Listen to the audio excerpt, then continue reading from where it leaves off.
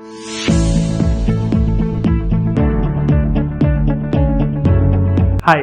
in this video we're going to talk about Web 3.0. Basically web 3.0 internet का तीसरा revolution है, जिससे पहले 2 वर्जन और आ चुके हैं।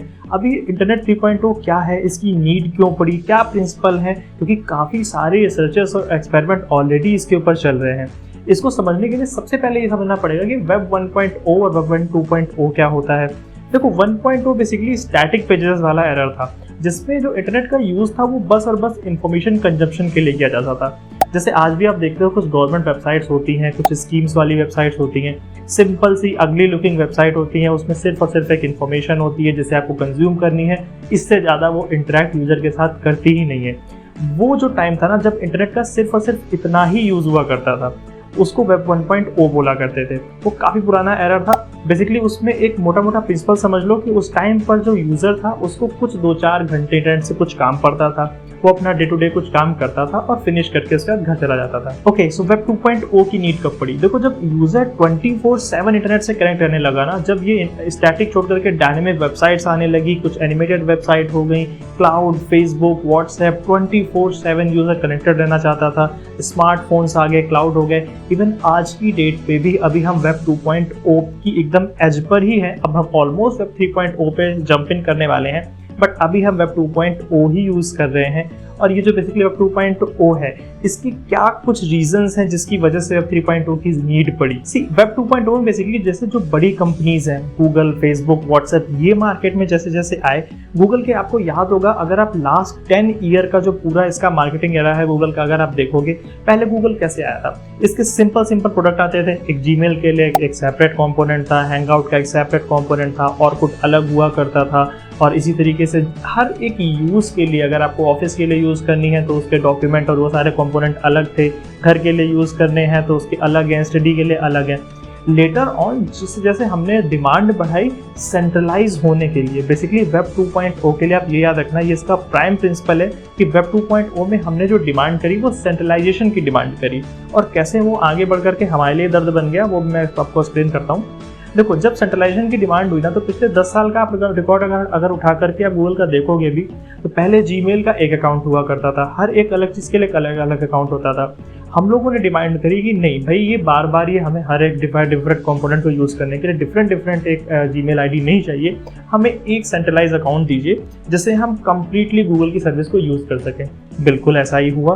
गूगल ने आपको बिल्कुल एक जीमेल से सारे कंपोनेंट कनेक्ट करके दिए, और आज की डेट में आप अपने एक अकाउंट से अपना एंड्रॉयड फ़ोन चलाते हो, अपना ऑफिस का काम करते हो, उसी अकाउंट से आप दूसरी साइट्स पे लॉग इन कर लेते हो, उसी साइट से आप बच्चे अपना पढ़ लेते हैं, उसी साइट से आप अपनी मूवीज़ वगैरह डाउनलोड करने के लिए जो गूगल का प्ले स्टोर वगैरह यूज़ करते हो, प्ले म्यूजिक यूज़ करते हो।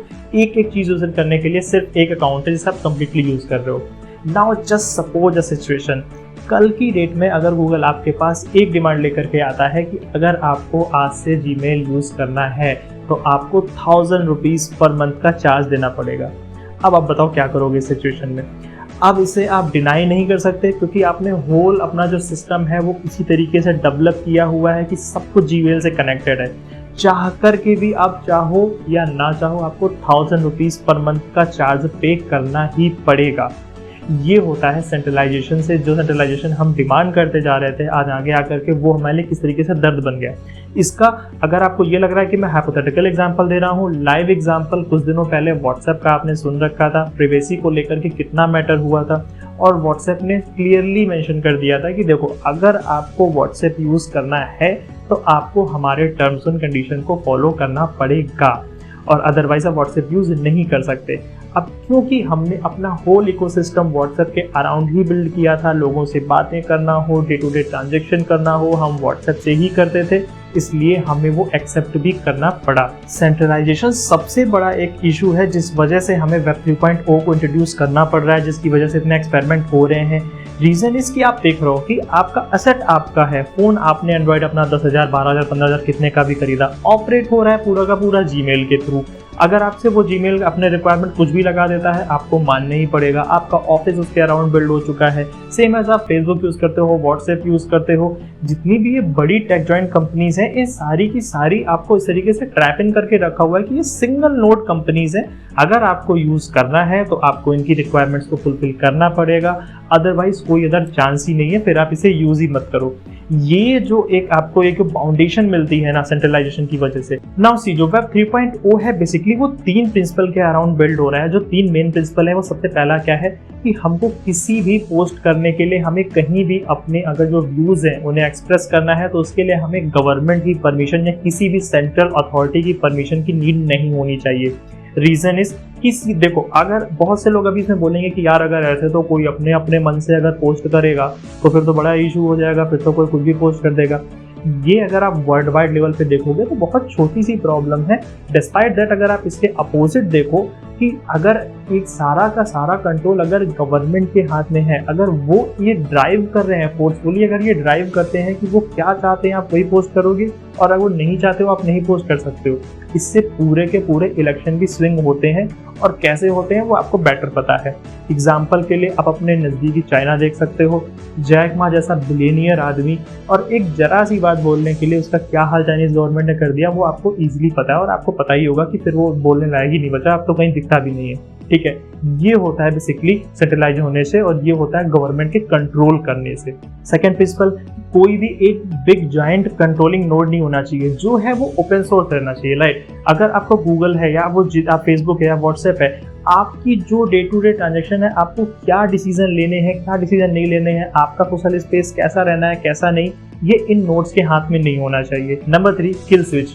बेसिकली जो किल स्विच से मीन क्या है कि किसी भी नोड, किसी भी कंपनी, किसी भी अथॉरिटी, गवर्नमेंट के हाथ में आपके इंटरनेट एक्सेस का स्विच नहीं होना चाहिए कि वो जब चाहे वो उसे बंद कर देंगे और आपका इंटरनेट एक्सेस वहीं पर रुक जाएगा।